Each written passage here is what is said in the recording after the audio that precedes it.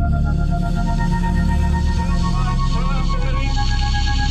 the only thing we have to fear is fear itself. Hello, and welcome back to your favorite podcast at the intersection of faith and fear, where every week we discuss what scares us in order to find what saves us. This is the fear of God. Speaking to you right now is one of your hosts, Nathan Rouse, and typically with me is fellow co-host Reed Lackey. And you know, he was here a minute ago, but he said he needed to finish his dinner real quick, and I believe he said a burger and fries. In the meantime, allow me to welcome you, listeners, back into our big series for the year, What Scares Us / What Saves Us, a series defined by you. You've been submitting your stories of films and media that stoked a certain fearful imagining in you, and we have been covering them here on the show. Today, we have a very special guest whose submission, I'll admit, left me scratching my head a bit, but who can say the things that scare us? Because apparently for this guy, it's the movies featuring Will Smith as a love expert. But I'm sure we will find out what that is all about, because, ladies and gentlemen, it is the man, the myth, the Collier. Friends and foggers, welcome back to the show, Blake Collier. Blake, thank you for being here. Yeah, thanks for having me again. Excellent. I feel like I'm becoming like a little toy that you set on your shelf. I've got some of those. Decoration. Yeah, there's little. But it's for the fog. You. Like it's for the fog. It's for the fog shelf. I like set it. Me on the shelf. You know, it's funny you bring that up, because I have wanted, since Jacob Hunt designed Frank and Nathan and Dr. Riedenstein, I have, not with deep research, because I know if this were to materialize, it'd be very expensive, but I've actually tried to figure out how to make action figures of Frank and Nathan and Dr. Riedenstein, because I think that possibility exists. And then we can just add the Fog Fam to the shelf as well. So real quick, Blake, before we welcome Reed back, but between us, Blake, have you seen the trailer for Ted Lasso season 2? You know what? I literally just watched it. What? I had not seen it until I didn't even know it really existed until you told me about it. And so I watched it right before I got on here. I was what like, a oh wonder. Man, I gotta watch this. You do. I mean, it's amazing. Football is life. I'm so excited. Yes. Danny Rojas. It applies in so many parts of life. Yeah, it's so good. It's so good. I guess we'll get to the content for today. Yeah. We should move along. We're getting ahead of ourselves a bit here, because at the Fear of God, we explore. We don't explain, except for right now, when I explain that you can listen to the Fear of God at your nearest podcast platform. You can watch the Fear of God on YouTube. A lot of new, fun little video bits creeping out into the world. And you can browse the Fear of God on the web, where the Afterthoughts blog series has just exploded recently. Thank you, Blake, for your submission for this episode. At the fearofgodpodcast.com, where in addition to Afterthoughts, you will find Reed. Hey, buddy, you're Hello. Here. How was dinner? It was good. I mean, I just had appetizers, finger foods. Yeah. But that's right out of Cheers. Who said I made finger foods? Sandwiches shaped like fingers. That's right. Oh man. I get it. Y'all have seen my picture. Right? I mean, Blake's not gonna bring up Cheers and me not, like, come on now. This will be a YouTube exclusive, okay? Because I can't share it with folks on the podcast. But yeah, so that the celebrity meet and greets have been the Rhea Perlman, right? Yeah, no, it wasn't Rhea Perlman. No. It's I shared a drink with Norm. I shared a drink. Oh yeah, I did. I shared a drink with Norm. Yeah, George went and met with you online. George went and met with me. I never heard that. not on this show. He hadn't. So yeah, the little celebrity cameo meet and greet. You can call in a celebrity for a nominal fee, and I shared a couple of minutes conversation with good old Norm from Cheers, and shared a drink with him. That was very delightful. I had a good time. It was fun. I bet that function, that service, that app has just blown up during the whole pandemic. Oh, absolutely. These out of work actors are like, hey. I can make a few bucks off Lackey. Hey, $15. It begins to feel like a hotline at a certain point, you know. Yes, that's the what little it numbers. is. Yes, for the little numbers of I guess like, you had hey. to. I guess Reed, you had to pay a little bit more for Cliff because he's the superior one, right? Oh wow, you know, He's Cliff the hasn't what? done one. I keep watching out. I keep looking out, but Cliff has not done one yet. But boy, if Cliff ever does, I will answer that and I'll be like, you know, little known fact. So anyway. Moving right along. So today, Reed and Blake, we are before we do that, Reed, do we have any business we need to conduct? Not in a new business. No, let's just Why don't dive you in take this us, time. Let's get take us into the continent, Reed. Ladies and gentlemen, it is time once again to revisit the continent. You know the tune, you know the song. It's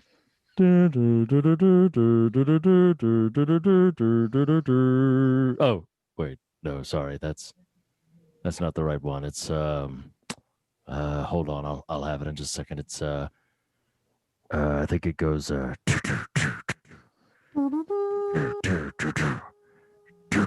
no, it's not that. Is it believe it or not, I'm walking on it? No, it's not that one. No, you know what, we're going to episodes 5 and 6 of The Witcher, so welcome to TV Guide. That was you know, I was trying to come up with a new theme song today.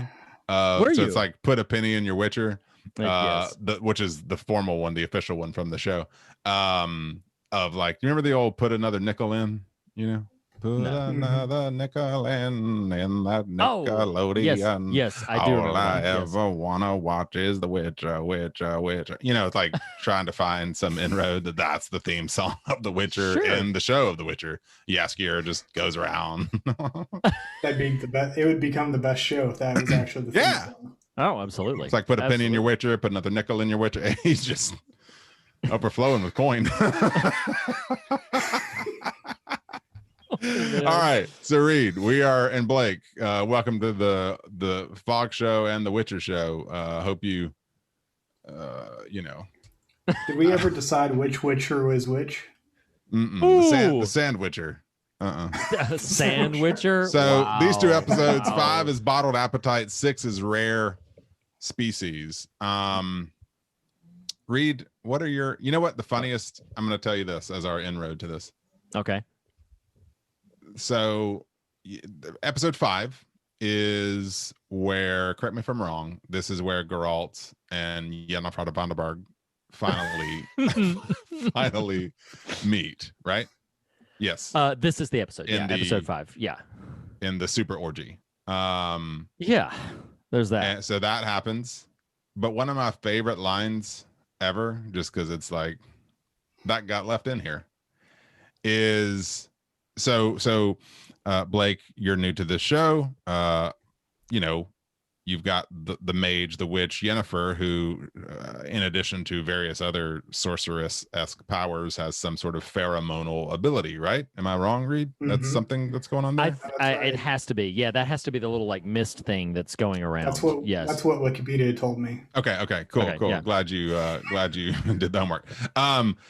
So she tries to exercise this pheromonal capability upon Geralt of Rivia, but he is a wall of man and he does not succumb. Immune, right? But late in the episode, he finally starts to buckle under this pheromonal thing, and he goes, "That scent, lilac and then she finishes it, and she says, gooseberries." I was like, that's the dumbest thing ever. I always thought gooseberries was something else, and it was not. Like, yeah, no kidding. I thought it was the little bulbs on the back of a cow. Wow. Oh, that's really? a dingleberry, wow. I think. Wow. Oh, Like, that's true. Yeah, wow. yeah. I'm funny with that. That was the first pass at the script. It's like lilac, and she goes, Dingleberries. dingleberry.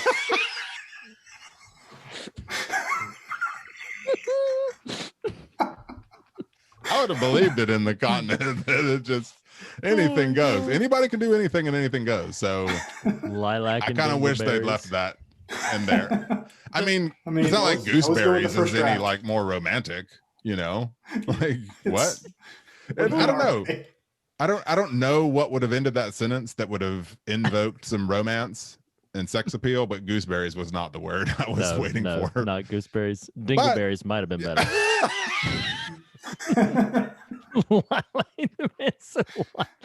Like a dingleberries. I mean, it's complimentary. Think about it. God, sure.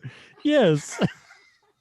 I mean, one hopes that the lilac is a little bit more powerful, but sure, right, exactly, exactly. And then everybody gets naked in this episode. Oh my God, there's so much nakedness in this episode.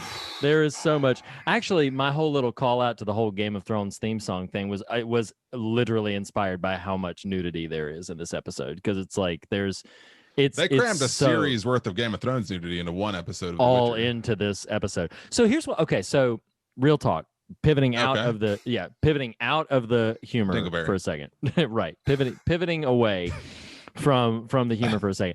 Cool. So last week I just championed and meant every word my like affection for 3 and 4 and how the show kind of like had me. Boy, if anything threatened to just like reverse thrusters on all of that, it was episode 5. Not because of the plot. I'm still all in on the plot, the Jen plot line and the little mystery of like who has the wishes and how do they save Jaskier and everything. Like I thought that was interesting, but it immediately felt very excessive and gratuitous, the amount of nudity in this episode. And so what's interesting is, you know, like I don't consider myself to be somewhat prudish. You know, I'm fine with like all kinds of mature content. Like it's perfectly fine. I am too. How again, like gooseberries, I didn't know how that sentence was going to end. You're right? Like, yes, exactly. I'm not a prude. And fill in the blank what your counterpoint is going to be to prove that you're not a prude. I was waiting.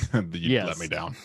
Sorry. That's okay. So, but like it just felt to me in that moment like just very unnecessary for how many, you know, the orgy scene just sort of was what it was, but it just felt in general like somewhat unnecessary for how frequently the character of Yennefer is nude in this particular episode. And I didn't know, because like sometimes I know, and I want to just sort of hang a lantern on this sort of reality, that sometimes expressions of nudity and expressions of body for certain people can be an expression of self and can be a kind of a very empowering thing. And it's possible that was what is playing in here, especially considering the fact that the showrunner of The Witcher is a woman, and the writer of this episode is a woman, and the director of this episode is a woman. So I have to, you know, acknowledge that maybe what was going on here was not exploitation on the part of producers, given how much female presence there was in the creation of this episode. But it was a bit off-putting to me in general. I found the story great. I thought that Yennefer's performance was really, really strong. I think that she as an actor has been this entire show, she's been delivering a wide range in her growth from just being this initially sort of crippled and hunchback character to the very sort of empowered person that she is at this stage of the show. So I find the actor very impressive, and I think that it is a really strong performance. But yeah, it's just, there were so many times where it was taking me out of the episode to be like, why is she naked at this point? Like, I don't understand entirely at this stage. So I don't know, like, feels a bit awkward to kind of bring that up because all the different implications, but that was a big step backwards for me in my enjoyment of The Witcher, as it were. Yeah. I mean, well, what's funny about it is like the show has flirted with those, I'm hesitant to say heavy sexual themes, but just sexuality, you know. Yeah, it's not the first nudity per episode. Right. Per episode, there's typically some sort of nudity aspect, but in 5 specific, well, even the end of 3 was a little uncomfortable, just the transformation sequence. Right. But even that, you could make a case, has some artfulness to it. It's a bit shrouded, so on and so forth. Well, so the orgy scene being what it is, it's a very lengthy scene, and it's really well lit. I'll put it that way.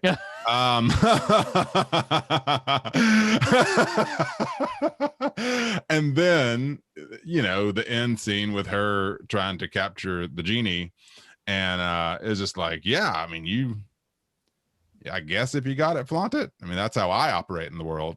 Yeah, you clearly have no problem just streaking through, I don't. whatever, like more power And to you. it's not a genie. It's a djinn. It's A true. It's djinn. true. Yeah, I was using Djinn. Don't be the stepping on common other tongue. cultures. Yes. What'd you say? Just don't be stepping on other cultures. Yeah. Like, come on, for sure. come on, get it right. But I find that, like, I've heaped some criticism on this episode, and I won't backpedal on any of it. But I find the plotline really interesting, and it's a great way narratively to collide Yennefer and Geralt together, because he needs a mage. She's the mage of this. They collide. See, that's the other thing. The moment with the orgy notwithstanding, when Yennefer and Geralt finally are intimate, fully clothed. Yeah. Like, Give me a break. Every bit of. Take off that armor, Cavill. Wow. But it's just, like. I thought you were about to say, take off that armor, cowboy. No. Wow. I mean, I guess it works too. Wow. But no, like, Superman. I mean, so, but just, yeah, just in general, maybe it's a personal hang up. Maybe it's something like that. I can acknowledge that, I can acknowledge that there's a wide array of perspectives on this particular subject. But for me, the biggest hindrance was that it kept taking me out of the episode, because that kept being sort of the thing that was there. And so it was a matter of sort of like, I kept wrestling with, like, was this a production choice? Was this, I mean, when I'm like tempted to Google at the moment who the writer and director and producer was, so that I could find out if this was a potentially exploitative moment, then that's, maybe just a personal hang up of mine where I couldn't quite, cross that bridge for this particular episode. So ultimately what you're saying So is there was a whole lot of gooseberries in this episode. It's, well, What, make of that like, what So you I- will. what? So someone who has seen exactly 10 minutes of the first episode of this show, Hey, I read the Wikipedia entry yeah. of the first 6 episodes, and I've never struggled so hard to get through paragraphs in my life. Like, there were so many names and towns Yes. flying at me. Oh, I was yes. just like, what in the world is going on? Oh yeah. Yeah, you should I mean, watch it. You need a gosh, grid. I can't You need like a imagine. Well, what's really funny about you saying that is I went and read some of the Wikipedia page today, and what was helpful to me was the timeline, explication. Yeah. But to your point, the little paragraphs about the episodes, I had the thought, I was like, man, just reading this, the volume of it's strange insane. names and places are multitudinous. It is Yeah. kind of head spinning how they Well, just throw you and in then- the deep end. And then I found out that I guess there is a primary plot line that threads through the video game and through the main sequence of books. And that this season 1 of The Witcher, they have taken that primary plot line, and instead of dropping us into the primary plot line, they have chosen, as an active creative choice, they have chosen to then go and all of the books and stories that were published later, like you had the main thread of the story, and then later the author published stories that were like, and here was Geralt before he met Yennefer, and here was how Yennefer and Geralt met, and stuff like that. And they've chosen, as a production team, to thread those stories together and make that your season 1. So you're taking a bunch of stories that by their conception, admittedly rooted in this world, but by their conception, they were, self-contained pieces, and trying to thread them into a cohesive whole. I guess I have to applaud their ambition, and have to say that to succeed as well as they even do, which I don't even think they fully do a great job of cohesion, but to succeed as well as they do is admirable.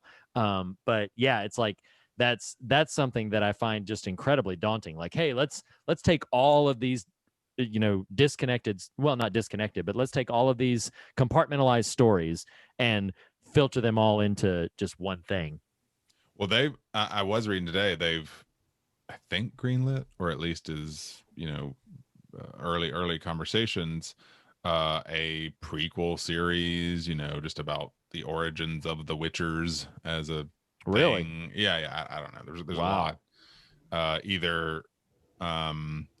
I think Netflix is pretty coy with their metrics. So by their definition, it's a massive hit.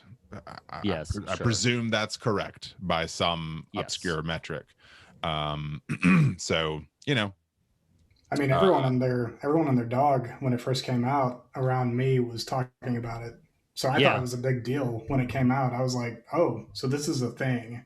Like this is like the next I Game of love Thrones. that what you were concerned with isn't, oh, so The Witcher's a thing, and not your dog can speak. Huh. Okay, No, I'm down. No, he just likes watching Henry. Oh, okay, yeah. Who doesn't? Who doesn't? You know? So, but yeah, no, I mean, that's the thing is like, and then I don't remember the concrete numbers, but I remember at one point they listed their top 10 most watched original series of all time.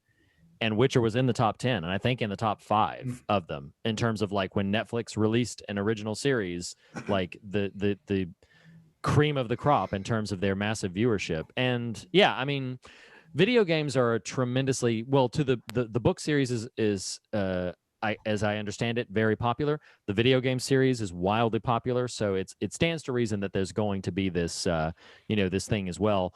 I guess, not to belabor too much on episode 5. Episode 5 narratively is fine. I think it's really great.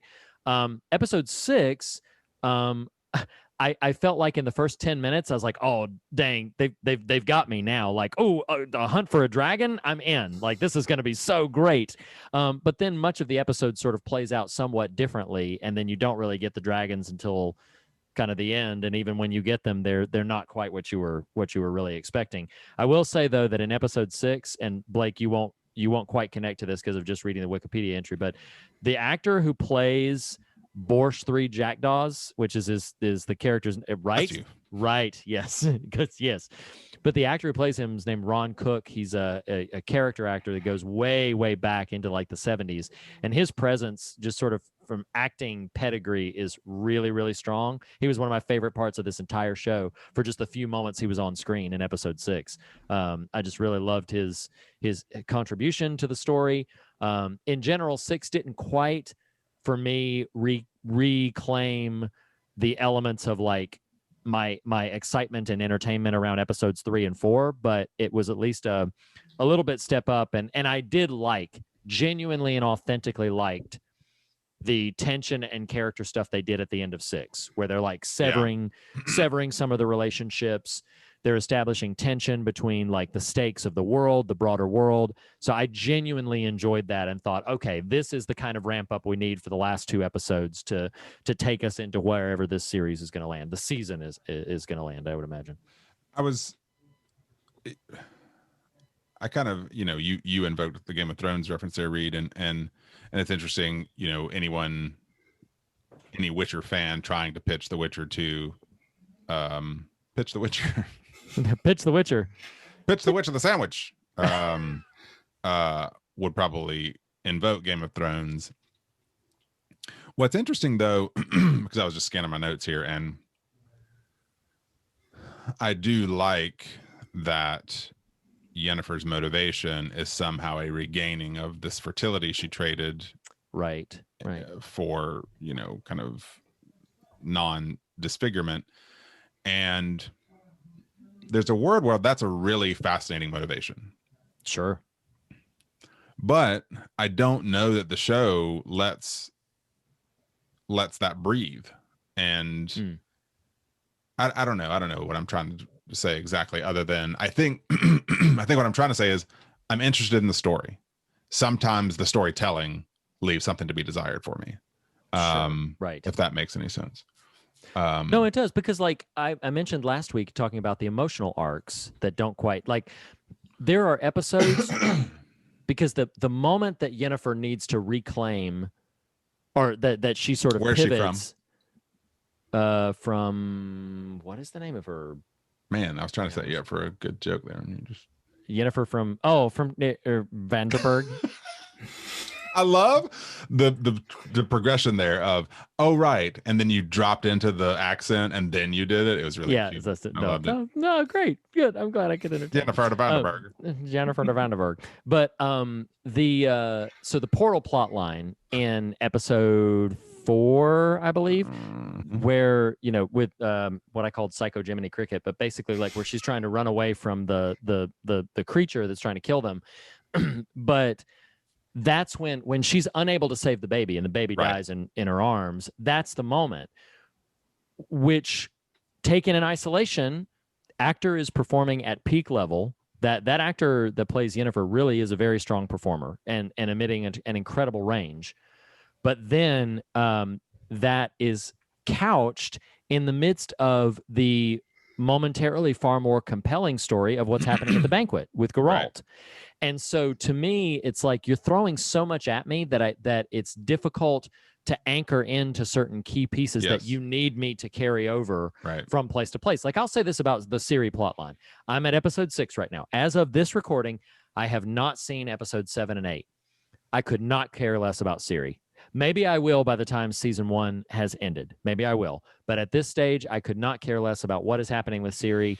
I was really interested in the very first episode where I was like, okay, you know, this little child is going to be like this destiny thing that Geralt is going to. But then the most we've gotten from her is like she, you know, snuck into that forest and almost got killed a couple of times. And everybody keeps talking about how she's the big destiny and she's the big deal. But I don't see any of that yet. And then you get freaking mystical tree at the end of can't remember what episode, which comes in and is like, I am Groot.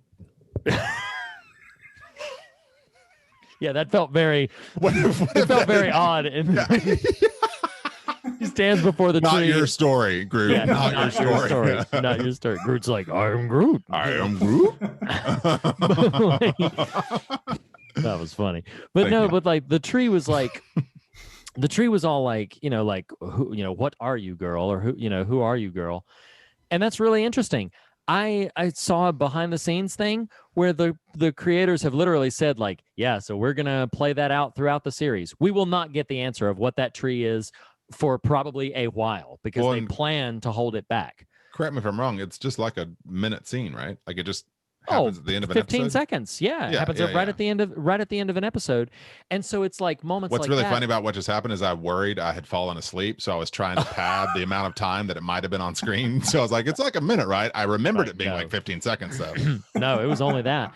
And so again, I haven't seen episode 7 and 8, which we will. Maybe I will feel differently about the Ciri plotline. Wikipedia. But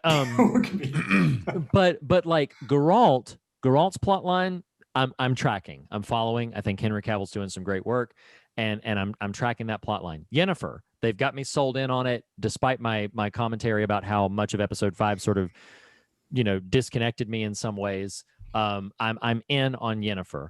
The Ciri plotline, I can't buy into yet, and I think part of it is because they took a gamble, and credit for boldness, but they took a gamble to tell these 3 plot lines concurrently, but not, you know, with any sense of, I shouldn't say any sense, not with a coherent sense of comparable emotional beats. Sometimes we focus a ton on Geralt and minimally on somebody else, and then and that is sort of difficult to anchor into in the rhythm of the series for me. Well, and as a last note, kind of on a technical level, the Wikipedia stuff that does outline the timetable, where Ciri is in the story now is only a year ahead of where we leave Geralt and Yennefer, and so I imagine the next episode there's going to be some connecting points there. Yeah, I would imagine. Well, and to your point, Reed, you referenced this last week. If I hadn't been told by the internet and the 1 or 2 people I knew that had watched this about the divergent timelines, I wouldn't have known explicitly until the banquet. But before the banquet, because that's the same episode, that's what it is. At the top of that episode 4, when Yennefer is with that queen and the baby, she says, I've been the mage here for 30 years or something. Like, oh, right. There it is. Right. But that's like the most we had gotten up until that point, that it was absolutely. clearly tracking different sort of chronologies. Anyway. Yeah, absolutely.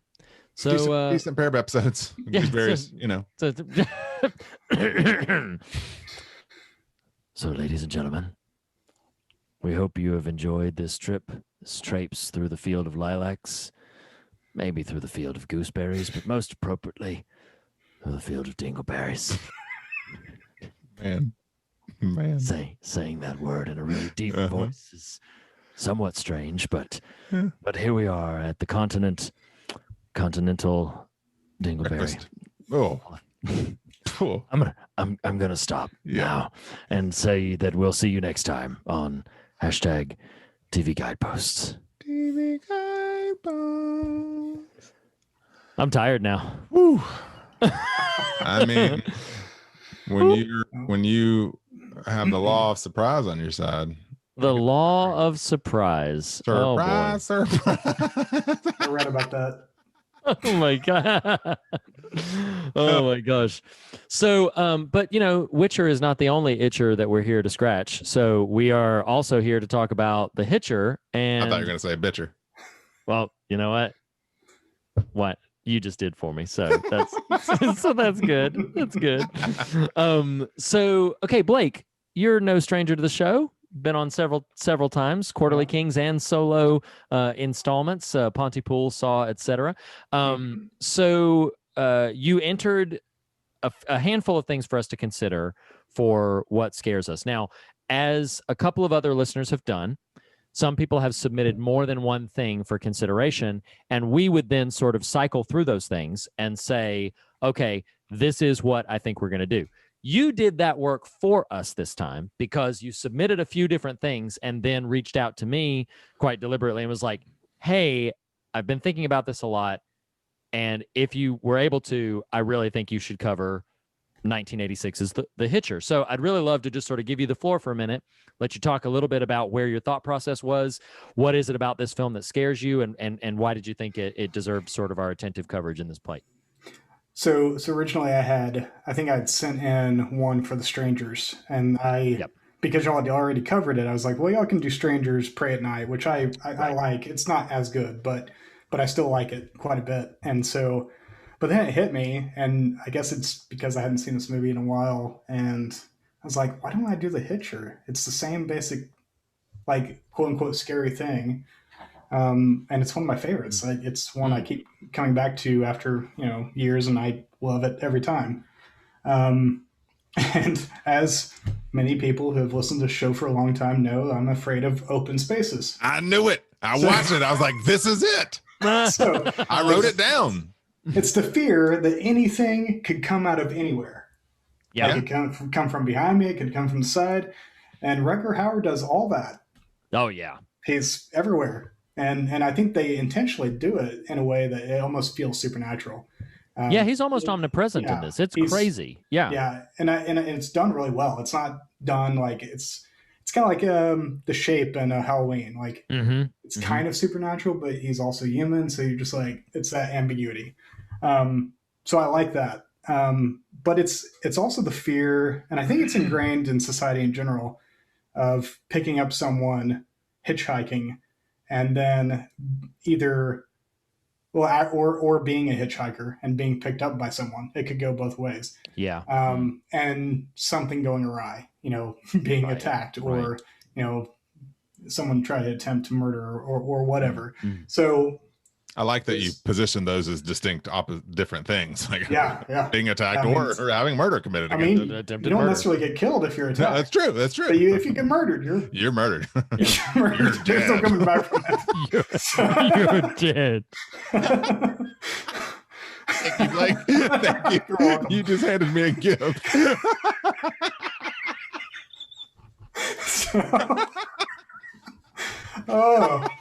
So yeah, murdered. You're dead. Lord have mercy. Oh man. That wasn't even planned. Nope. I'm so glad. That's how the best comedy works. Yeah.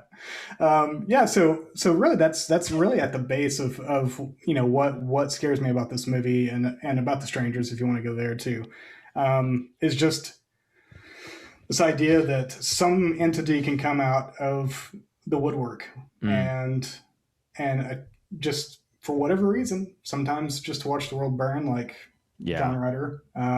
Sometimes there's there was a reason behind it, but I don't like the idea of not seeing the enemy coming. Yeah. So, like I'm largely a pacifist, but the idea of being killed like from someone behind me, like in a Creep, Oh, right. That's the worst. Mm-hmm. I want to see the axe swing down. What a phrase. I'm largely a pacifist, but but there's a percentage there. If there's every pacifist who doesn't say there's not a butt in there, is lying. Everybody's got a big butt. What's your big butt like? Hey, before we wade too far into the deeps here, you just invoked this, and the movie itself kind of props up this conversation and question. So I'm curious. We're friends here. You've been here before, Blake. You know, like, you're part of the fam. Have you guys ever picked up or been a hitchhiker? And what might the story be that goes with that? Do you need a minute? Because I've got a story. Every time. Yeah, go for it. You go for it. It's short for me. I never have picked anybody up. Never have picked anybody up. Never hitchhiked. So yeah. So go ahead. I've got something that I can. It's vaguely hitchhiking. All right. Well, okay. So my brief story is 2002. So good night. Almost 20 years ago. Wow. Let it down. To complete my degree from mine and Reed's mutual alma mater, and you did too, Reed, but had to do an internship. And so one summer, my internship was at the Lost Colony Outdoor Theater on the Outer Banks of North Carolina. And I don't even remember why this was the case, but so the Lost Colony, I suppose, like places like it, has housing for, it's like summer troop stuff. And for some reason, I don't remember what happened, but I got stranded. It's a little town, and maybe this is long before the days of Uber and whatnot. Maybe someone had dropped me off at a place. Anyway, I had to go or I chose to go, at least in this case, into a church. I needed a ride back to the housing. And I needed to ride back to the housing. And so I go into this church, and I was just like, hey, I'm here with Lost Colony. I mean, it's a very reputable or well-known enterprise out there. And I was like, hey, I'm Lost Colony. I really could just use a ride back to the property. And memory is a bit fuzzy on this, but if I'm remembering correctly, it was the pastor of the church. He was on site that day. And you can just see, this has got the makings of just awesomeness written all over it. And so he, offers me a ride. And on the way back, you're trying to make small talk. I'm at the time 21 years old. And he just starts talking to me about the spiritual perils of Hollywood. Oh no. Yes. Oh no. And he's like, well, I remember him recounting some story of some wayward, young man of faith out in Hollywood who went astray and was like strung out and all this stuff. I'm like, bro, you can let me out. But you just nod. Okay, well. Oh my gosh. You've changed my mind. I'm gonna go pack my bags and go home. Lord have anyway, mercy. so yeah, not technically a hitchhiking scenario, but getting a ride from a stranger scenario. Yeah. So I've never picked anyone up on a actual highway or anything like that, but there have been numerous times when I lived in Dallas, Fort Worth, and here in Tulsa, that I've picked up a destitute person or someone who may have been strung out, and I've taken them to a hotel or something. That's been 2 or 3 times. It's funny because I always recall how nervous I am in those spaces. Sure. And nothing ever happens. Like, actually, they're super nice most of the time. They're just trying to get somewhere. So yeah. And yeah, it's one of those things. Like the fear is always there, but like statistically speaking, it's so low that anything is actually going to happen in those kind of scenarios. And so it's just it's one of those urban legends that killed an actual like way of travel. Yeah. Because that used to be, and I haven't done my research, but that used to be I haven't done any research, but I'm just gonna statement. Yeah. Listen, this is the way it was. I haven't done the work on this one, but so how it was is. But how it was. No. Let me be more. Happened was. let me be more specific. I do not know the statistical years and timeframes at which it declined, but I know that hitchhiking used to be a primary means when somebody like could not afford bus fare, did not have independent transportation. Hitchhiking was, a pretty common thing that they would do. I think a lot of things have influenced that, like the advent of cell phones and accessibility of certain other sort of means, and then possibly, and this is where I really don't know, but possibly also the rise in sort of perpetual fear of the stranger, fear of the sort of the danger and the risk inherent. But yeah, I mean, if anything trained me about the hazards and pitfalls at a young age of hitchhiking, it was Pee-wee's Big Adventure. No kidding. It was the worst accident she had ever seen. It was the worst accident she. Oh man. And when they pulled the body from the twisted, burning wreck, it looked just like. See, do you know what I always get that moment confused with? I was thinking of what's his face who tore the tags off the mattresses, but you brought up Large Marge, which I love too. No, the I always get Large Marge whenever I think of the Large Marge moment when they pulled my body from the wreckage or whatever, and I always meld it with Christopher Lloyd in Who Framed Roger Rabbit when he's like, when I killed your brother, I looked like this, and then like has his own that's two very different movies. No, yeah, I know, in very different scenarios, but anyway. I did think it was weird when that pastor dropped me off. He was like, "Tell him Large Marge sent you." No. So okay. So to get back into the film, because have we even gotten into it yet? Yeah. No, probably not. So a little peek behind the curtain. The very, very small list now at this point of films that were in that initial sort of 150 list blitzkrieg that I'd done of saying like when the show was starting and when I was trying to figure out proof of concept, what would we converse about, things like that. I made a list of about 150 films that I was like, these are things we could talk about. And we have, over the course of the show, we have either covered the material directly or covered something comparable to make that material redundant.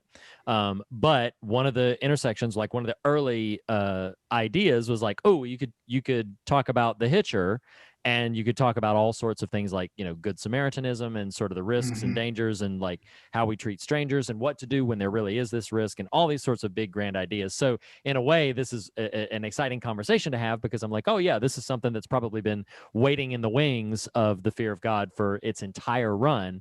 But I can remember, but I can remember when I first saw this movie. I remember like, I love the economy of this film and how literally from the moment C. Thomas Howell, Jim Halsey is his character's name, from the moment he picks him up, like within minutes, the inherent threat of the film is upon us because he's like, yeah, those folks back there, I killed them, and I'm gonna kill you too, and that's in the first probably 5 minutes of the movie. That gauntlet has been thrown down, and then the film then proceeds. It's very simple. You want to talk about the simplicity of like a RoboCop plot line? It's like what's Hitcher about? It's like, okay, well, he picks up a very homicidal and suicidal hitchhiker. Danger ensues. Like that's really all there is to it. But it is interesting to me. And Nathan, I want to hear your sort of like thoughts and experiences about the film. But one of the things that's really stuck out to me is I think John Ryder as a character fascinates me because we see him just callously disregard tons and tons of lives throughout the course of this movie, just killing people outright, killing people who get in his way. And yet he's playing a game with Jim. Like he has multiple opportunities to just take Jim out, no questions asked, and does not do it. And I find that really I'm sure we'll get into it, but I find that really fascinating about this film, and I have a couple of sort of things that I find interesting about it. But before we get like too far into that, Nathan, I wanted to hear like, what was your experience? Had you heard about this film? What was your experience of watching it? Any sort of like that? Well, my experience where I sat down one night. No. You want to know what I was wearing? Why are you asking me this? Gooseberries. So shout out to Vizart Video in Charlotte, North Carolina, who about 3 years ago, on the ropes of economic straits, turned themselves into a nonprofit and are now one of the biggest film archives on the East Coast, maybe in the nation. I was in there recently, and when y'all started talking about the scarcity of finding this, I just knew. I was like, I bet they've got it. And so I called them the next day. They, of course, had it. I have it now. It's overdue by a day already, so late fees. All right, but extra money for you, Vizar. And they were telling me, I was just asking them because they have this massive collection. And I was just real point blank. I was like, so is the goal to just have everything? And because they've got VHS stuff, I mean, just DVDs, Blu-rays, wow, all of it. And he said, yeah. And he was saying, you know, when we pivoted over to be a nonprofit, it was with the intention of not just economic salvation for themselves, but, you know, turning themselves into this film repository. And he said, you've got Netflix, Hulu, and maybe he referenced Prime. He said between the three of those, there's, I want to say, he said, does 200,000 sound like too many movies, or is that like a proper amount of titles? No, that's probably right. Yeah. Well, his I couldn't remember if I was thinking 20,000, if I was inadvertently adding or reducing a zero, but he said between those three streaming services, they have about 200,000 titles. He said we have 400,000. Wow. And and it was just really amazing. Like, that's just the place if you're looking for something real specific. Absolutely, that's great. So anyway, shout outs to them for having that, and you know, that experience of going to the old video store. No, I had never heard of this. In fact, while I haven't done a ton of ancillary reading beyond just the IMDb stuff to know its kind of place zeitgeist wise, even popping it in, I was like, oh, this is just going to be one of these like random niche movies that just horror fans kind of know about, but wider pop culture wouldn't. And I think I was pretty wrong on that. Not, you know, like, I'm so stupid. Thanks, Reed. But no, I was just affirming that, like, yes, it's a big deal movie. Yeah. Right. Yes. Yeah. I didn't know that at all. So literally had not heard of it. And so, you know, clearly, you know, the premise, but to the point that I'm sure I've seen C. Thomas Howell in something or over the years, but I did not recognize him. Just, you know, I've seen him few and far enough between, and to not recognize him 35 years ago. So when you're introduced to him as the initial driver, I didn't know that was him. So I was actually thinking, oh, this is just a teaser for the bigger story of whatever the bigger story was, not knowing, no, this guy you're with right now, that's going to be the whole story.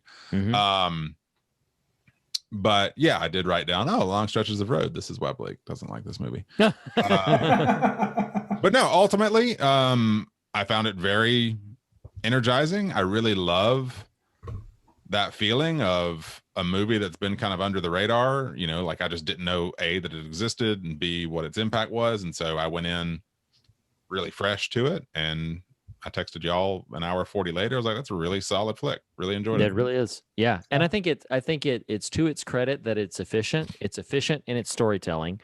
I think it doesn't try to be terribly ambitious in what it's trying to execute. Although the multi-car crash stunt driving sequence had to have been, you know, just a beast to execute technically. Which Rutger Hauer did most of his his stunt driving. Yeah, like the stunt drivers were impressed. Like when the actor shows up and the stunt drivers are impressed with your degree of stunt driving, it's like, okay, yeah, you've got your legit bona fides, or you're just crazy. But like, yes, like, well, I mean, maybe. Like, yeah, I would believe that guy's crazy.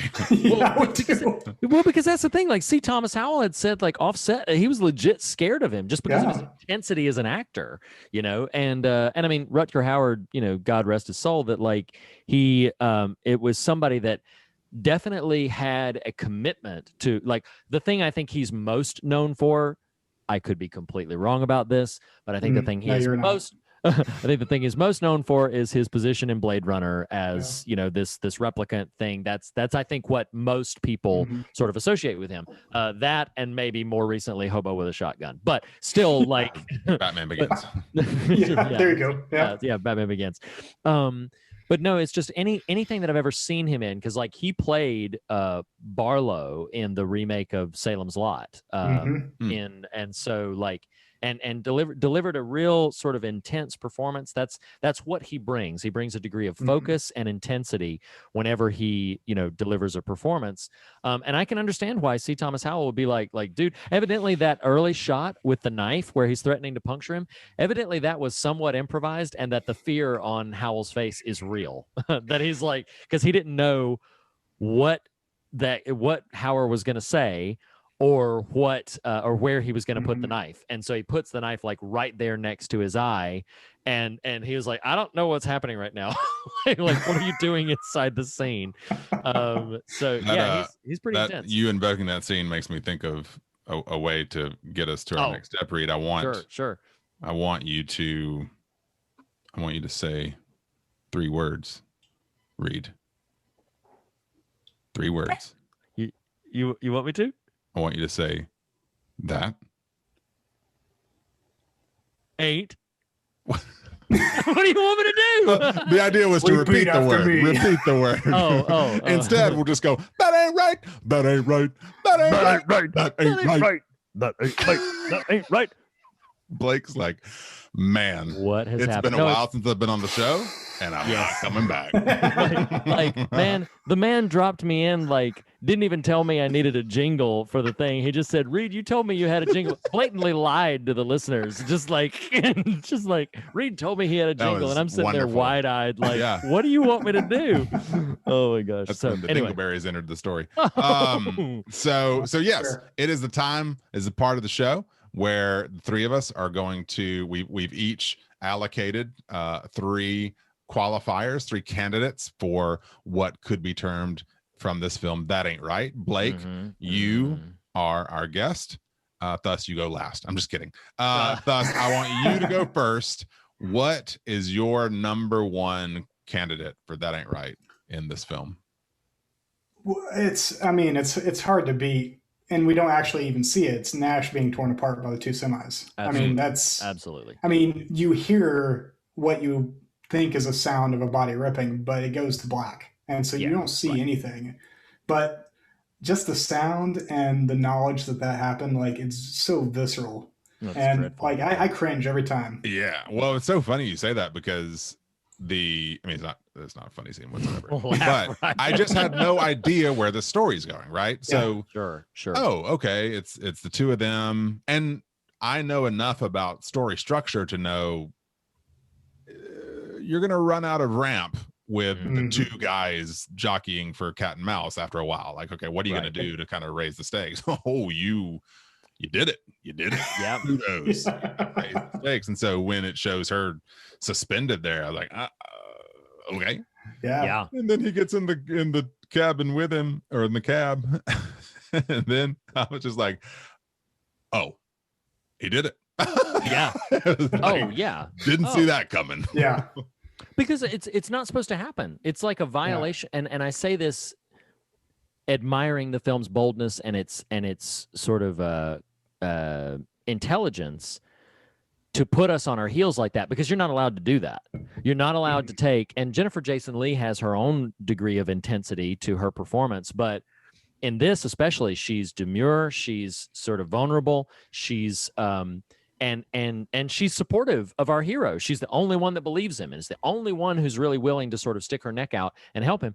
You don't kill this person, but even if you are going to kill her to prove how serious the situation is, you don't rip her apart between two semis, like tied up begging for her life. Y'all, that ain't right. Like you just don't right. do that. No, that is absolutely And that was even the first of the taboos they broke. But I'm not going to talk about it in case it comes up. Yeah, no, absolutely. I want to throw in here just because this is an overlay that could be over all of these. That ain't right. So it's not going to be specific to any one. The Nash death was pretty galvanizing just from a pure kind of MPAA, how to portray, what to portray, if to portray kind of thing. I did find very interesting. This is one of the few movies that Ebert gave 0 stars, which actually did surprise me because I'd read that after watching it. Right. Yeah. And it says when he and Siskel denounced the movie on Johnny Carson, Carson asked, were they opposed to censorship? And Ebert replied, of course I'm opposed to censorship. The film should be made, it should be shown, and it should not be attended by anybody. Yeah. I was like, okay. Yeah. Ebert bringing the heat. Yeah. He was not a fan. But when he was like, and there's no actual wrong when it comes to Ebert, but when he's quote unquote wrong by most people's standards, he's wrong. Yeah, that's true. And he has a few in his catalog where it's just like, whoa, you really thought that was.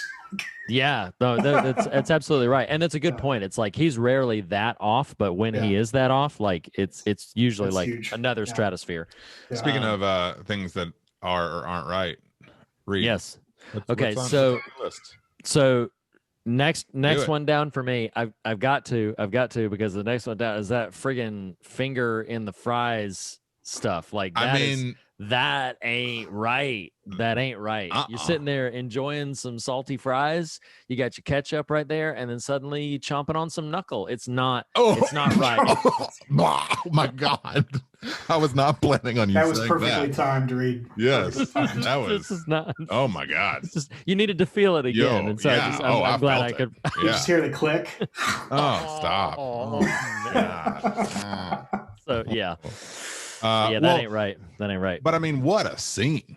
Yeah. Yes. For someone like me who knew nothing of this movie. Oh, okay, cool. Okay, good. He's got a little respite. It's just yeah. And the way the shot is cut or the way the shot is framed, it's one thing to have a character wander into a scene like Nash's ultimate murder scene. You're dead. It's another thing to have a quiet moment that you think is a moment of respite for the character turn very sharply into the exact opposite. I mean, that's a great scene. Oh, absolutely. But it's great. And it ain't right. It ain't right. It ain't. Y'all took the biggies. So no. What I would say is my addition to this, because and it comes early in the film. Because again, you got to remember, my first time watching this, of course, I know Rutger Hauer is a name, but I don't know what the structure of this film is going to be. Sure. Yeah. And you don't have any preparation for just how wicked and murderous this dude is. My that ain't right is the station wagon and him in the back with the kid. Like once that to the point. Again, didn't watch a trailer, didn't read a synopsis, only know the title and the 15 minutes leading up to that, what precedes that is Halsey, that's his name, right? Yeah, Halsey, kicking him out of the car. So when he sees him in the back, there's a moment where I thought, is he having sort of a fever dream? Like, is we've seen him almost doze off while driving. He's out on the open road. Like, is this really happening? And once you sort of click in, it is really happening. That's a terrible moment. It's awful. That's the other taboo I was saying is you don't kill kids. Yeah. And just the mere suggestion of it. And it's gruesome. Like, here's the other thing, that the film, for all of its sort of taboo breaking, it does know when it needs to be restrained. Like it doesn't bask in that for extra shock value. They've been murdered, and that Howell then runs back to his car and vomits because of whatever he's seen. And that's really all you need for your imagination to just completely go away from you in terms of what must have happened, what vicious, nightmarish thing must have happened in that station wagon. And the same thing with Nash is that the last thing that we see of her is her hands bound and being pulled against the thing, and then it cuts to other places because you don't need to see that degree of just extravagance. And it's almost I think more potent that they didn't sort of show it. If they'd showed it, then what I would have seen is Hollywood trickery and very skilled sort of makeup stuff, and that's what I would have seen. Yeah. Instead, I don't get the mental release of getting to see that fabrication. I just know narratively, oh my God, that's what just happened. And it's powerful. And the only reason why there is that restraint, because Eric Red's original screenplay was like full out violence, gore, everything was shown. Everything. Wow. Everything was shown. Apparently it was at the time one of the most violent scripts that had been put to paper. And, oh my gosh. And the only reason why it wasn't is because Robert Harmon, the director, it was his first movie. Yeah. he was like, no, we're not doing that. We're not going to go there. We don't have the time for it, but also it's not going to make a good movie. Yeah. Yeah. Well, thank you, gentlemen, for your participation in another installment of That Ain't Right. That Ain't Right. That Ain't Right. That Ain't Right. That ain't right. That ain't right. Hey, this is a question coming to me in real time, and so we can spend as much time as you want on it. So this is not a thing that bothered me while watching the movie, but something just in pondering, like, because I maybe Reed would echo this, just being a friend to me. Like, yeah, you do that. I'll always try to sift through, like, okay, if I were playing kind of devil's advocate with this piece, which I liked, what could I pick apart, or what would I point to and say, maybe that, or whatever. And so I'm actually not offering this as I don't like it because, but I was thinking about, there's a world in which I kind of love the movie for this, but there's also a world in which where I'm just not sure, like, you don't get anything really about these characters. No. And is there a world where it would intrigue you to have a little more, like, because as I sort of was pondering the movie and its kind of place historically, and two comps that come to me very directly are, honestly, the T-1000 or Terminator in general. Sure. Right. And then two was Anton Chigurh, these definitely these unstoppable forces. Well, T-1000 is a robot, and then Chigurh is meant as at least in the film, I never actually read the book, but is meant as this manifestation of embodied evil. Pretty much the same in the book. Yeah, it is. Okay. Yeah. But the point being, like, the point being, there's a distinction that's being made there. There's an outline drawn to explain away, okay, you don't really need stuff. And I guess, and I'm totally okay with this. Are you guys, is that how you view Ryder? Like, he's occupying that same space, or is he a human guy and is just really good at this thing? Yeah, no, I would definitely agree that he's a force of nature. And that's where we were talking about towards the beginning of the podcast, or beginning of the discussion, about that ambiguity of he seems to be everywhere. Yes. Right. And so he's still human. He can be killed, as he was.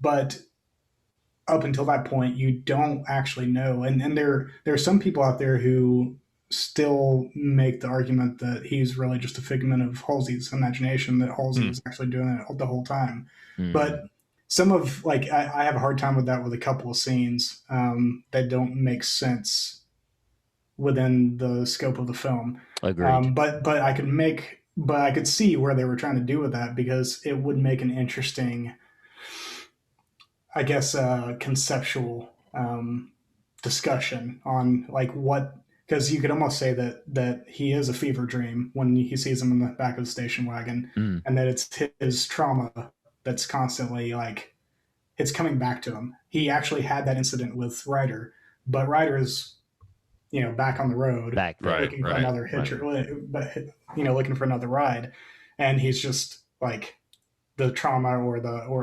PTSD really just caused him to lose it.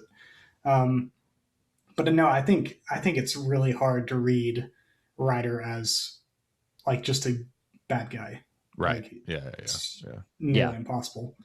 And like you said, you don't really get much from any of the characters. Right. Actually, Nash is probably the one you get the most from. And I kind of like that, Reed. So, you use the word, I think you use the word economical. Like, I kind of like, it's very direct. And I think if it had gone much longer or tried to overlay much more plot, it would have started to tip the apple cart. But I kind of really appreciated its directness in that regard. Yeah. And I'm with Blake. Rutger Hauer had said that was his interpretation of the character as well. So we know that that's the way that's the way he played it, is that Ryder is a manifestation of evil. He's a representation of just evil. That makes sense. And what fascinates me so much, I think I alluded to this earlier, but didn't outright say it. What fascinates me so much is that he almost appears in the narrative beats of the film to be as suicidal as he appears homicidal.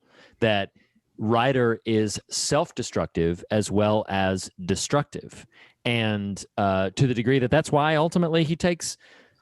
Well, the part of his impetus for going ahead and taking Nash's life is because Howell wouldn't kill him, and so it's like But if Howell had killed him, his foot would have slipped off the gas pedal, Nash would have died. So it was like these, a bunch of these no-win scenarios, and that seems very much a template for. Anton Chigurh, I think, is a perfect sort of surrogate with a much more recent film, but I think make that my afterthought. Ooh, there it is, born in real time, right here. Or some Chigurh on me. Oh, hey now. Oh my god. Oh my god. In the name of love. No. Every now and then, Reed realizes that I just use our podcast discussions as a vehicle for coming up with stupid titles. It's like, wait a minute. Oh, I forgot. Nathan's really not in this for real. Got it. Okay. Nope. That was the one. He's just going to ride the rest of this conversation to be like, okay, yeah, I got that one. I get that one. I'm going to remember to put that in my book later. And I'm going to write that. No, that was for Blake. It's a freebie. Oh, okay. Understood. That's funny. But no, like I think, and to that end, I'll even go, one next step. I don't want more about these characters because they are presented as archetypes. Nash is the archetypal sort of supportive victim. Howell is the everyman, at the, beset upon by all of these sort of wicked, evil forces. And I think substantiating them as characters in broader sense with backstories and stuff would position them as giving us reasons for why this is happening. And I think part of the point of the film is, why is this happening? We don't know why this is happening. Howell was just being nice, picked up the wrong guy on the wrong time of night. He did nothing, narratively speaking, he did nothing wrong. Right. His wrongness in the narrative of the film is extending aid to an evil, malevolent force. That was the only thing that he did wrong. And it was purely benevolent. He's not, it's not like he's running from any sort of sick past or anything. He's just, we don't get a lot of understanding of exactly like why he's going across the country and what some of the ins and outs are, like what his goals and aims are. Sure. But he's just a traveler. That's it. That's all he is. And, the compassion he shows to the other people, even those who are like trying to capture him and trying to hurt him, still maintaining this metronome of like, I'm innocent, you need to listen to me, I didn't do this. I always get so tense in that scene where the cop has got him and is like, you spilled something on my hand, you need to wipe it off of my hand, knowing that the moment he goes for it, it will appear to everybody like he's going for the gun and he'll be able to shoot him with impunity. Right. And even Howell's presence of mind in that moment to know, like, I'm not doing this, like I'm not going there. He's a smart character and he's a strong character, but he's not a character that we need to know all of the ins and outs of their life, because then they cease being archetypes. Sure. And then suddenly there's a there has to be substantiating the reason of like writers, Right. drive for why he's doing this. and sincerely, it was meant as just sort of pondering together what we think of that, because there's plenty of times. I mean, it's what was the movie You're Next, right? Mm-hmm. Yes. Is that the one? Is that the one with the house and the people? And she's like, my dad was an Australian outback survivalist, and I'm like, I don't care, like yes, but so I'm kind of answering my own question there. Is I don't always need, and don't think it's appropriate to always have every I dotted and T crossed. Let me use my imagination to sort of fill in some blanks that are worth filling in. I think you could say almost one of the famous things that a lot of critics talked about when Mad Max Fury Road came out was that the action was the story. Oh, right. The action was the characterization. You find out about the characters through the action. And I think you could, whether they do something or they don't do something, that tells you everything you need to know about the character for that film. And I think that works for the Hitcher too. I think everything you need to know about Jim Halsey is told through what he won't do. Yeah, I agree with that. And then what Rutger or what John Ryder will do, or what Nash will do, or won't do. And so the action is what drives what we know about the characters, and that's all we need for something. Because the second you start adding backstory, then it becomes less economical. Sure. And it slows down the pace of the movie. And this is not that kind of movie. Yeah. And so part of me thinks that, like, you bring up the part where he's talking about the coffee or the drink on his hand or the coffee on his hand or whatever it was. Right. Right after that, one of the lines that kills me is when Nash says, "When the truth comes down, I'll be all right." Oh my God. Yeah. It's heartbreaking. And knowing how it ends, like that line hit me anew this time. I don't think I really had noticed that line before. Yeah. But did you say it tore you in two? Yeah. Wow. Yeah, it did. It did. Like, it tore my heart in two. And then made me want to put some. No. I don't even know where you're going there. Yeah. Sugar on me. Oh, okay. Okay. Yeah, sure. So I just knowing that she is, while Halsey is, he did nothing wrong and he's a fine character. She is a good character. Yeah, absolutely. Right. She is trying to do what she thinks is right. Whereas we don't necessarily get that with Halsey. We think he's doing it out of some kind of sense of courtesy or something, but that's not moral in the sense. Everything Nash does seems like it comes from a place of like feeling or moral like emotion. Yeah. And so her being ultimately the one who pays the cost is brutal. Yeah. Well, and the film is a 90-minute case for no good deed goes unpunished. Everybody who does anything remotely benevolent in this film suffers for it. Yeah. Like, and that's something that I find it interesting, because horror is supposed to explode these things out and supposed to, confront us with extremes so that we can kind of try to wrestle this down. That's part of its operative help to us. But I do find that interesting, because I would understand if somebody watched this movie and be like, why in the world did I sit through 90 minutes of just saying, like, don't do any good for anybody, it ain't gonna go well. Because that seems to be sort of the general thrust of the movie. Literally every character who, Jeffrey DeMunn as the sergeant is sitting in there, like, he shows Howell some grace and kind of understands, which it's always a pleasure to see Jeffrey DeMunn, because I just love the guy, but he shows Howell some like understanding and everything, and then Howell like leaves him on the side of the road. Where is he without a radio or whatever, gonna walk for miles without water and everything? So even though that wasn't like life ending, literally everybody who shows any degree of humanity in this is confronted with the lack of humanity in what is propelling this story forward. And that's part of why I do consider it a really fascinating sort of urban legend, moral fable, if you will, because it does. The characters that we don't spend any time with, presumably, yeah, sure, C. Thomas Howell picked him up, but so did the family with the kids. They picked him up too, presumably for comparable reasons, because the guy needs to get somewhere. We have room in our car. We're going to go ahead and show, and it's the end of them, you know?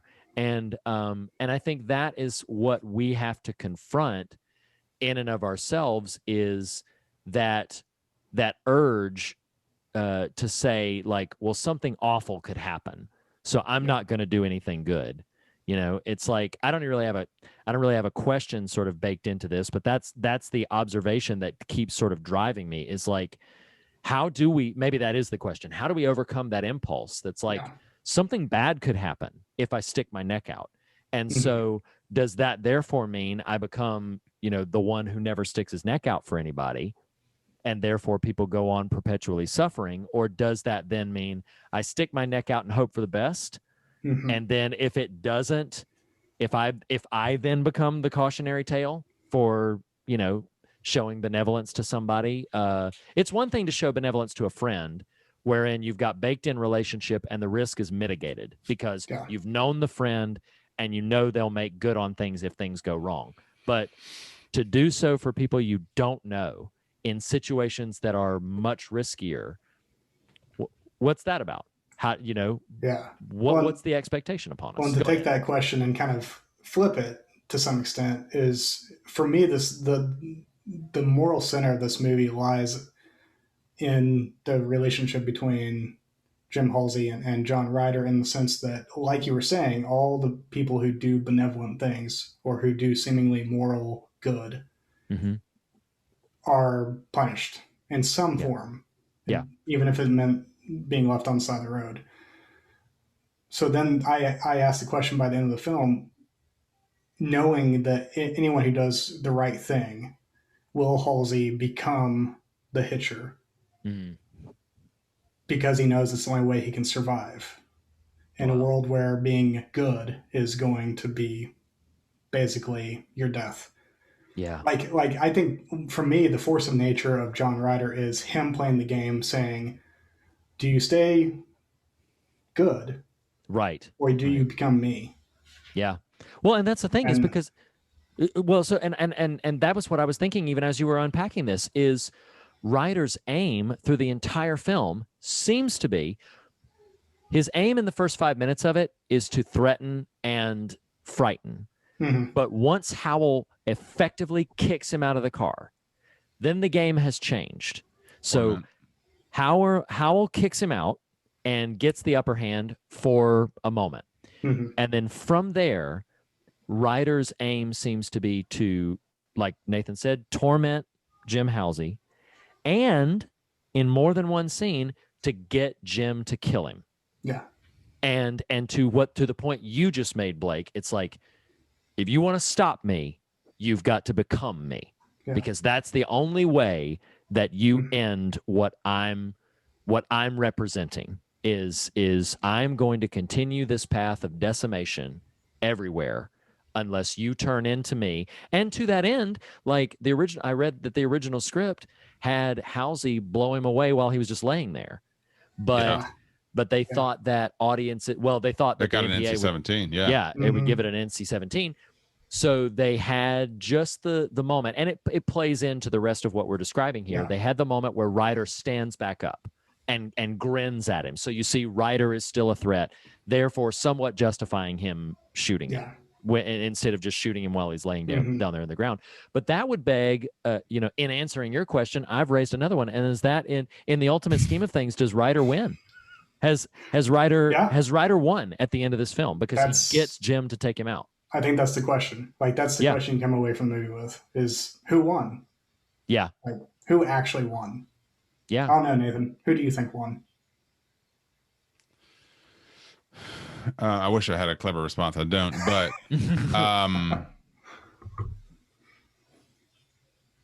I think a thoughtful reading might land at it being Ryder, because,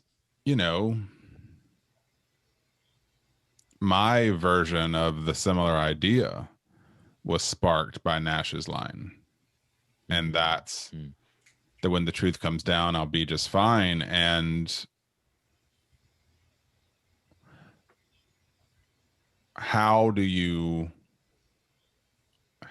tell the Nashes of the world and remind yourself the truth coming down and you being fine are not inclusive statements necessarily. Right. Yeah. And if anything, part ways with the certitude of you'll be just fine. I think you can rest well in a certitude that the truth will come down, whatever that is. Yeah. But your fineness within or on the other side should always be held pretty loosely. And, you know, I think there's just always a way that life and attachments are held loosely because we know not all things are fine or will be fine. Right. And so, you know, to the question of who wins, I mean, because what's hard about the end is we root for Halsey to do that, but that's our own. Yeah. Yeah. Right. That's our own writer saying, yeah, F you. You know, that's our own thirst for vengeance and violence, finding a justifiable target. Yeah. Right. Right. And honestly is, for those who believe lofty things, I think like the three of us, it defies the truth on a certain level. I don't know. Can we justify the action by legal standards? Sure. Right. But I mean, I think the hard part for anyone who is a believer living in any kind of, you know, governance of any sort is there a point where what is lawful according to, you know, society or government or whatever, the court system, is ultimately trumped by, you know, something higher. Right. Because he could have totally, like, he would be off scot-free for killing Ryder. Like, there's no way he would be, everything like, that had been done. Yeah. But anyone who has watched this whole cat and mouse game take place and is on the same wavelength as it seems like all three of us are, knows that it's not that simple. It's right. He hasn't gotten off scot-free. Something's happened. Like, there's a judgment, whether internal or external, has come down on him. And that's where the movie stops. Well, and I think that's part of why over the end credits, or like as the credits are rolling, what we get of him is just the image waiting by the truck. He has nowhere else to go now. Yeah. And I think that's narratively, literally everything. He has nowhere else to go now. He has now reached his zenith, and he has sort of lost himself, presumably. Well, and it's been years since I've seen it. I don't even know if I've seen all of it. There is a sequel, and C. Thomas Howell's character is in it. But I think it just abandons so much of what I find interesting about this movie, which is, you know, this character study of the man against the force and trying to, you know, wrestle down exactly how he can hold on to moral standing in the midst of it. Go ahead. No, all of these things are circling the same or similar ideas, and I guess I'm just kind of toying all of this around in my head. What if the text of the film, by what we're at least suggesting, is Ryder wins? What is the version of the film where Halsey wins? He and Nash probably die. Yeah, I mean that would be one way. That would be one way. Like that, like for on a strictly individual level, that would be the only way that Halsey could get away and still be, quote unquote, good. Yeah, maybe a world wherein he takes himself out to save Nash. Yeah, that might, you know, like if he takes himself and Ryder out at the same time in order to save Nash, that would be a world in which, you know, like which again, obviously, given, you know, core theological constructs, you undermine, you undermine evil by giving of yourself. That's what you do. And I think too, that's the, there is that moment where it's like the film almost skirts with, Ryder gets arrested for killing Nash, and then it's as if Halsey had gotten the drop on DeMunn's character, the sergeant, and then gone and hunted down Ryder, and Ryder was still in custody. I think it would be even more sort of like, okay, well, he's gone, he's lost, because he's hunted Halsey. down. Right, Halsey's lost. But when he confronts Ryder again, Ryder has successfully blown away the people, so he is free. Ryder has, Halsey was right, and Ryder is going to just not stop anywhere. And so it's funny. It's like the point I'm making is that the moment that the film kind of skirts to, there's a way around Halsey sort of giving of himself, then it pulls it all back and says like, no, there's not any other way around this. Like, you're either going to have to take both of yourselves down, or you are going to have to sort of become him. And I do think that there is a vision that people have that says Halsey was completely justified and that Halsey has done the right thing to take him out. There's a vision of people of people of faith who will just war theory. Right. Who will say like, no, once you're dealing with a writer, that's it. You're like, all bets are off. You stop that at all costs to avoid the remainder of the havoc. And the thing is, I can't escape the fact that was so frequently pitched in other contexts of like people wanted Jesus to overthrow Rome, like not in so many words, but they were like, like upend the political system and everything. And in so many different contexts, it's like, that seems to be the justifiable reason. Well, just decimate them, destroy them. Not to get historically political, drop an A-bomb on them and end the war. Like, but then what have you lost of yourself in the process that you've gone to, that you've done this thing now, that you've decimated this, that you've gone to that level? We can celebrate the fact that the fight is over, but what casualties were claimed in the process? And I would posit that the film confronts directly that Ryder loses the battle to take Halsey's soul with him. And I know that's volcanic language, but like that's like that Ryder positions himself to be like, you're hearkening back to RoboCop, but like, dead or alive, you're coming with me. Like you are going to not to accidentally pivot us into jokey things, but like that's Ryder's position. Like, because and the reason I'm so confident about that is because everybody else he couldn't care less about. They are fodder.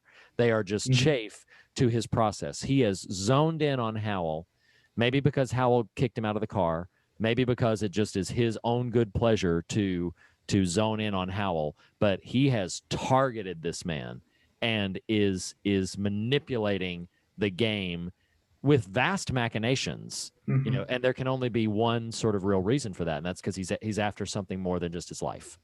He's after something more than just killing him. It's like, this is where I'm torn on. There's that language again. I'm torn on the use of metaphor and practical meaning, because like, so much of my personal kind of theological frame is engineered around and informed by a rejection of redemptive violence as a concept, and Reed, stupid as it sounds, when you said it's him taking himself with him, I pictured Harry and Voldemort, let's finish this the way we started it together kind of idea. And I really love the poetry of those notions, and so that's where the metaphor works. I love it. And yet at the same time, I'm torn with this notion of like the practical too. I feel the human in me who has people in my care, humans in my care, and under threat of violence to them in an individual capacity, what would my response be? I don't, I like the question, the question of who wins is almost moot. And that's hard, right, to wrestle down. Right. Like, yeah.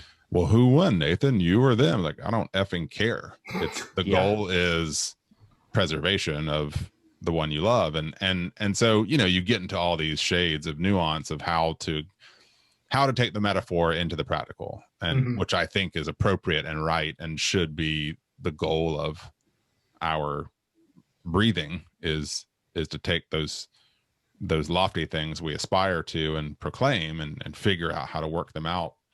But I don't know. I'm just listening to the conversation. That's really wrestling around in me. No, I think, and that's the thing is that abstract wise, like you can fall down on one side or the other, but practically speaking, I think you're right. I keep coming back to this over and over again. I've told a few people lately who have had some tough times and stuff, is sometimes there is no right answer. And I used to always believe that there was a right choice you could make. And I'm not so sure now. I'm not so sure that in every situation that there's a purely right choice. I think there are maybe largely good choices, but everything comes with a cost. Or better choices. Yeah. Or better choices. Yeah. But like I keep going back to I've got a friend who's an Episcopal priest, and his big thing is under the grace and love of God, all things are lawful. Not everything is beneficial. Sure. Right. Right. And so I hold on to that probably more dearly than most any other advice I've heard in my entire life. In the sense that we live out the practical, knowing that we will fail, knowing that our most cherished principles will falter in the times that we need them. Not always, right, but they will fail. Well, I keep coming back to like what is an overriding principle. So there's another line from the movie I want to throw in here, but what keeps coming back to me is the first phrasing of Nash's line, "When the truth comes down, I'll be just fine." You won't be just fine. People you love won't be just fine. Y'all, my wife and I friggin' talked about our will the other day, and it's like, this is really heavy stuff that makes me sad to talk about. We won't be fine. The truth will come down. And you can make that as metaphorical or as practical as you want it to apply it. But what is interesting, and this is where my hopeful SOB spirit does get stoked and wants to reject, is I don't remember which cop it is in the film, but after Nash gets whatever happened to her, one of them says to Halsey, "We all know there's nothing you could do." Right. And that feels like a line, like a don't rule read. Life is going to grind you up, and we all know there's nothing you could do. Right. Blake, you're not going to be fine. There's nothing you can do. And it's like, I really reject the defeatism of that. Yeah. While at the same time acknowledging I won't be fine. This is what's really fascinating and sort of challenging. There is but here's the thing, is the only time I have ever heard the scripture talked about that I'm about to reference is in the context of the plan of salvation. And I'm not diminishing that conversation by invoking it, but there's a profound power to Christ praying in the Garden of Gethsemane, "If it's possible, let this cup pass." If it's possible, can we do this another way? And everybody always, and again, now that you know what scripture I'm talking about, everybody always references that in the context of the concept of salvation and the nuances or scriptural foundations that you have in that concept. But let's just sit for a second with Jesus in that moment. And is there any other way? We all, or in other language, we all know there's nothing you can do, And what I find really powerful and profound about that is that the scripture says that Jesus was under so much emotional turmoil that He sweat blood. When we talk about the physiology of that, but he sweat blood. He was under so much anguish of this, of like, God, is there any other way? And then it said that there were angels that strengthened him, that gave him sort of the courage to do what he had to do. And I think there are situations where it would be really easy. We just don't get to pick our story, and we don't always get to pick our fight. And I think we do get to pick how we fight and how we move through our story. But we don't always get to pick what that story is or what that fight is. And there are people who get to glide down the highway. Like Paul Simon has that song from one of his early albums, which says that some folks' lives just roll easy. Like some folks' lives just roll easy as the breeze, you know? And then there are these other people for whom you look at and you're like, oh my God, the things you have had to bear up under, or the struggles you have had to try to maintain your sense of self. It is not fair. And I'll go to another line from a different movie, and it was spoken in very different contexts, but it's a line I think about a lot. Towards the end of the Clint Eastwood film Unforgiven, there's the moment where a character is about to die, and that character, this is a slight spoiler, but I won't say what character. But the character says, I don't deserve this. I was building a house. I don't deserve this. And the other character that's about to kill them looks right down and says, deserve's got nothing to do with this. And I think that challenges our sense of system, because I think we've talked about this on the show recently, we would love to believe there's a recipe, there's a formula, that Daniel always makes it out of the lion's den, that the 3 Hebrew children always walk out of the fire, that Esther always receives the scepter of the king. We want to believe that that's the formula, and that if you play the system right, if you play the formula right, that will be the end result of your recipe. And I do not believe that is what the scriptures tell us. I believe the scriptures do tell us that if we have courage, sometimes the king extends his scepter, sometimes fire can't touch you, and sometimes lions' mouths are shut. And I think sometimes you are stoned where you stand. Sometimes you stand up against profound evil and it just ends tragically.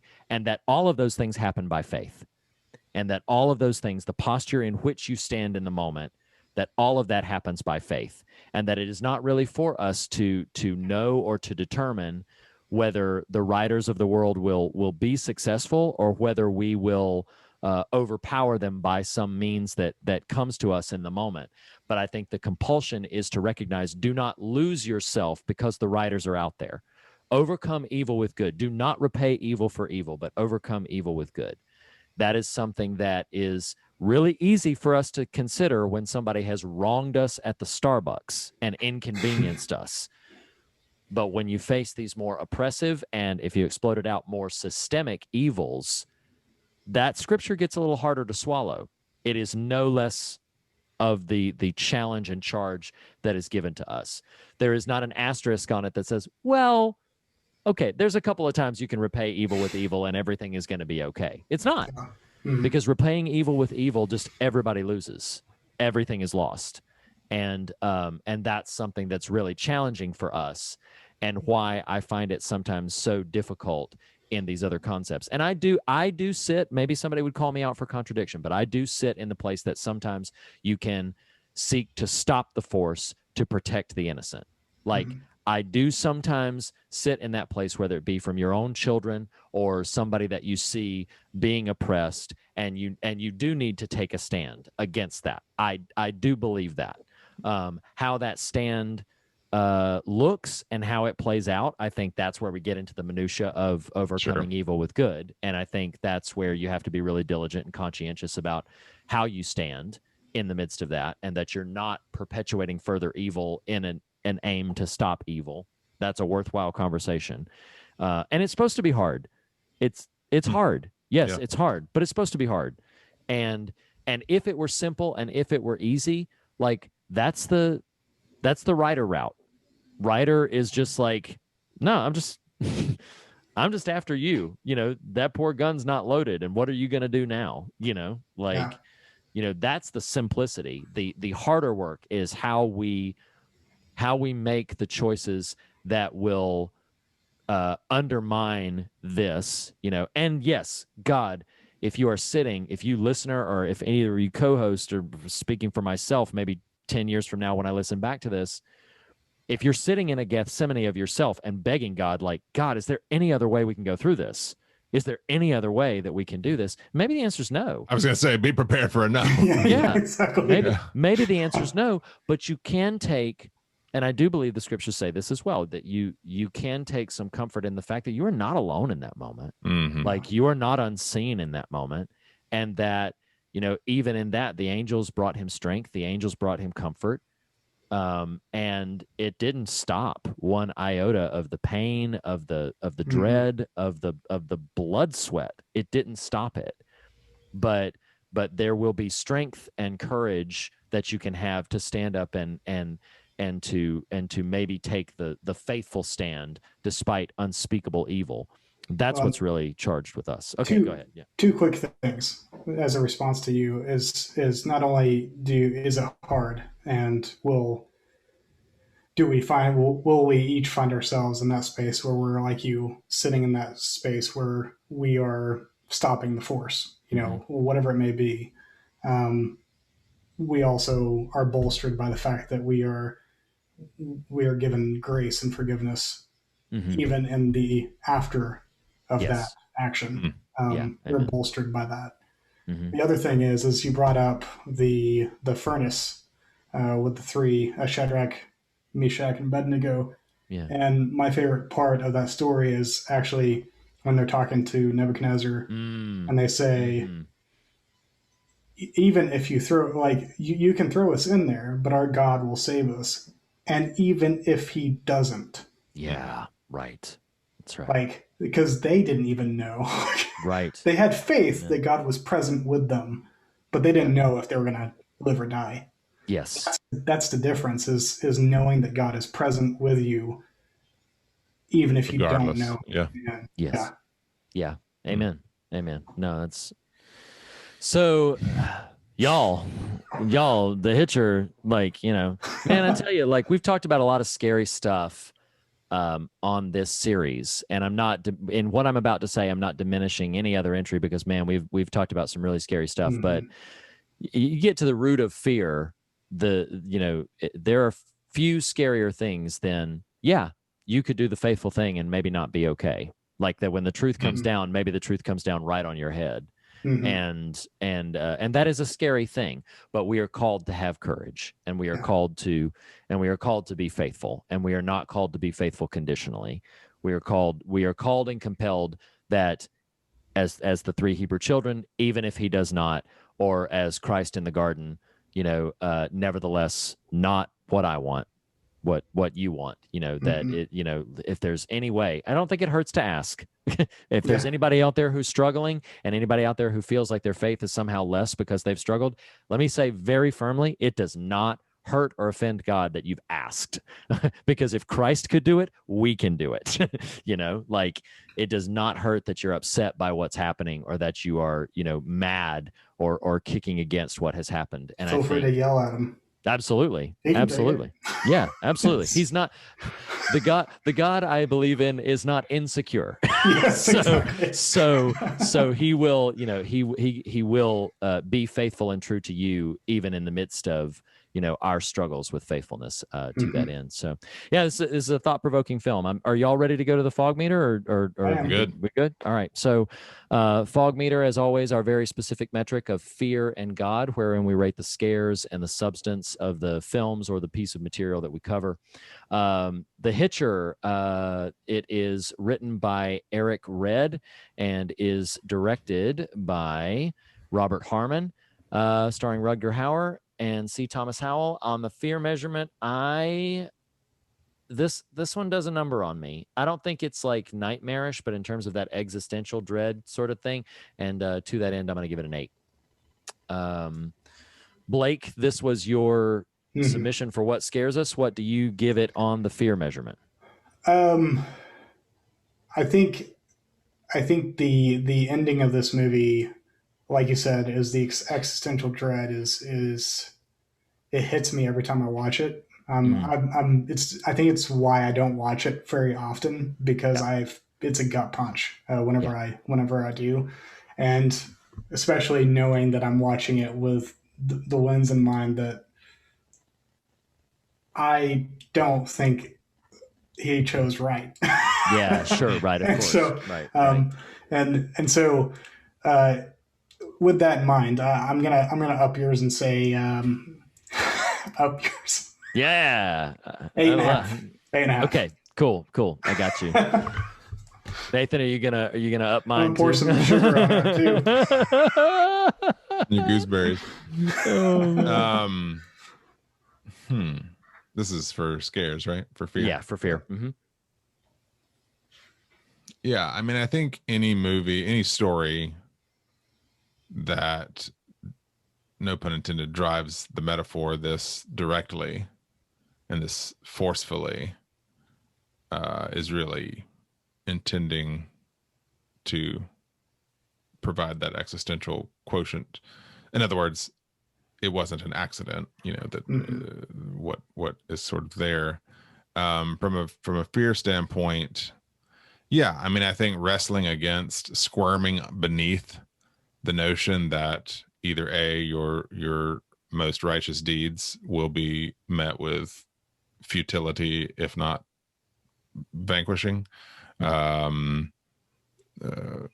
that your desire to return the force against that which would harm you might not be appropriate. I mean, those are pretty lofty scares. I feel like I'm blurring these two things because it's all there. I'm gonna sidle up to you, Reed, with your 8 on this. All right. What would you say on the God meter, Nathan? I feel like I just talked myself into a 9, I think. Okay. Yep. Blake, what would you say for it? Part of me wonders. Part of me kind of wants to read the actual original script, because and see. Yeah. I kind of wonder how much of the stuff we've talked about, even pushing away the religious stuff, Sure. The religious overlay, how much they were actually thinking about these issues. So I'm actually gonna go with a 7. I still think there's a lot there, but sometimes I wonder if it depends on how much you're bringing to it. Yeah. As to what you're going to get out of it. So. Yeah, I can appreciate that. For me, this film is nearly, as we've expressed, this film is nearly all archetype and metaphor. Mm-hmm. And to that end, I think if that's what it's going for, its substance is the strength of its metaphor. And it is pretty damn strong. It's got some core sort of wrestlings that I think get to the heart of some of our most fundamental struggles, just in its simplicity of metaphor. So to that end, I'm gonna join Nathan with his 9, which I know is bold and gracious, but that's you. That's you. Yeah, that's bold me. And gracious. I'm bold and gracious, y'all. So that means that we give The Hitcher, again directed by Robert Harmon, an 8 out of 10 on the fog meter. That's pretty strong showing. But I'm curious, and Blake, I'm going to come to you first. Would you recommend The Hitcher, specifically this original? Oh yeah, I think largely. I mean, I'd probably warn them of. And that's the hard part, is like you don't actually see much of anything except for the finger and a few things like that. Right. There's really no significant amount of gore or anything like that, but it's what is not shown is tough. It is rough. Yeah, so, agreed. Yeah. I would say I'd recommend it. Depending on the person, I might give a few qualifiers, but yeah. Understood. Nathan, what about you? Yes. Yeah. Short and sweet. There it is. I like it. Yeah. I think I'm going to give a qualified recommendation. It's a heavy film. It's a hard film. Dang, it is an effective and powerful viewing, which is not something you can always say for these mid-'80s horror films. Mm-hmm. It's a very and holds up remarkably well in its power. So yes, with those sort of usually the qualified recommendations, I do recommend it. So yeah, that brings us to the conclusion of another installment of What Scares Us. Blake, thank you so much for giving us the chance to talk about the Hitcher, crossing off another one of the list of the very, very early days of Fear of God. Finally getting to a great conversation. I didn't even know it was on the list. I didn't either, Blake. See, ain't nobody seen the list. The list is right here. So next, steel cage. So many lists. So sincerely, thank you so much. And Nathan, thank you again, as always, for these conversations. Next week, we get to cross another one off the list from like the first days. Okay. So do we? Yes, we do. Yeah, we do. So next week, we are going to be going, first of all, to episode 7 of The Witcher. Only episode 7 next week, because we will address episode 8 when we have the full conversation about season 1. So only episode 7 of The Witcher next week. But then next week, we are going to be going to the one and only, say his name 5 times, Candyman. Oh, right. That's right. Candyman. Oh, I love that movie. Candyman. Okay, I'm gonna stop. So yes, so we are going to be covering, and I know that we'll probably put a time, like the identify this as the 90s version of this, because the new one is coming out later this year. The original Candyman was an entry by one of our listeners for the What Scares Us, and so next week that's where we're going to be headed. The Tony Todd, Virginia Madsen